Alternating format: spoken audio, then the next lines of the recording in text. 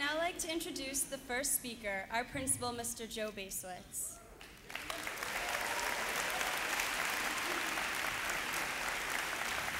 Good evening. On behalf of the faculty and staff of Tolland High School and the class of 2008, we welcome you to tonight's graduation ceremony.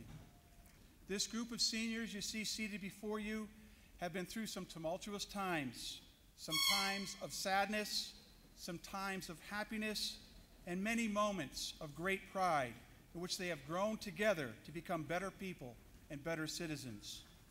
We are extremely proud of all of their achievements and look forward to the years ahead, where we hope to hear of many more accomplishments from each and every one of you. We also challenge you to help make this world in which we live a better place. It is my honor now to introduce Ms. Sabina Sattler, who will be presenting our salutatory address.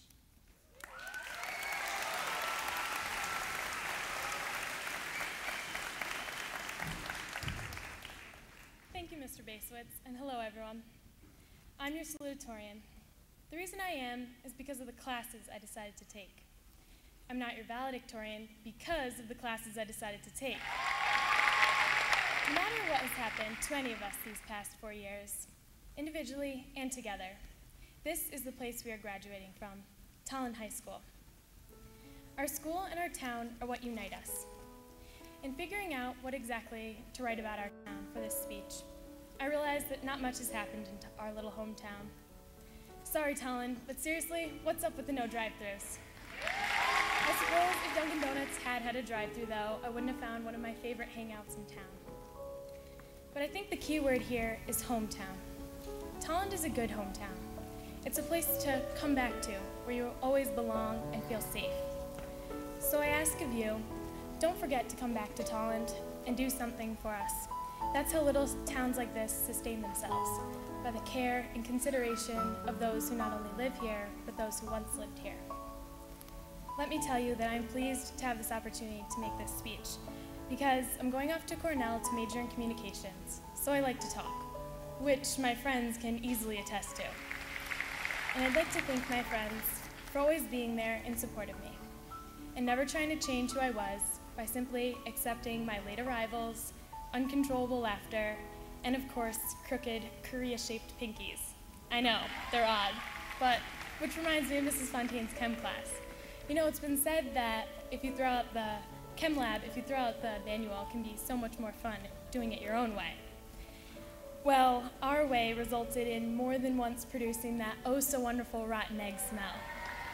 And in fact, I, along with my lab partners, ended up causing the whole science wing to be evacuated. It's true, but not to worry, Mrs. Fontaine kept us from any real danger. Sorry about that, Mrs. Fontaine, and thank you for not only putting up with me in chem class, but advising one of the best yearbooks Tolland's ever seen. Other teachers that I feel deserve mention are Mrs. Marshall. Marsh, who is so understanding and chillax, and therefore has saved me from many potential stress outs by simply letting me vent to her. Mr. Susla, who although doesn't want to be mentioned,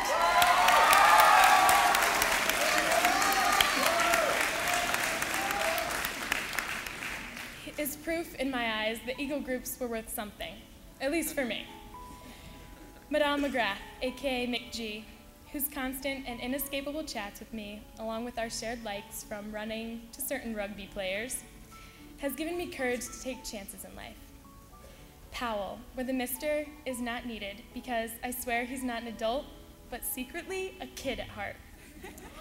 Between the cartwheels he's done in class to the inside jokes we share, he is someone who has made Tolland High School a better place and somewhere where I belong. Tolland is blessed with other great teachers, and I hope you have all found at least one who's made a difference in your life. Through all of this, I've managed to hold on to a couple best friends. And to you, I say, I don't know how you put up with me, but from the bottom of my heart, thank you. Then there's my sister, Emily, who I must thank because, as my sister, she has to put up with me unless she ever planned on running away. But I know that she would never do that because we're the best of friends. Without her, I wouldn't have been able to make it through fights with my friends, let alone have been able to decide what to wear to school. I can thank my parents for raising my sister and me so wonderfully. They aren't the kind of parents that I can say pushed me to get A's. They never paid me for my grades or pressured me for anything, but they did love me unconditionally. My mom has taught me that I'm never too old to be a kid, and that it's okay to do stupid things sometimes, like jump on my bed.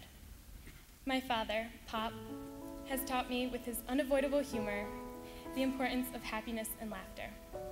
He helped me realize that life isn't long enough to waste being sad and angry, because life is simply unfair sometimes. But let me tell you what, it's also worth it. I've accepted the fact that life isn't always fair. And you should too, because although life isn't always fair, you can still enjoy it and be thankful for the times when life is fair, because that is what makes each and every day of life so valuable. With that, I thank you for listening to me, and congratulations to all the graduates and those who got them here. You stay classy, Tolland.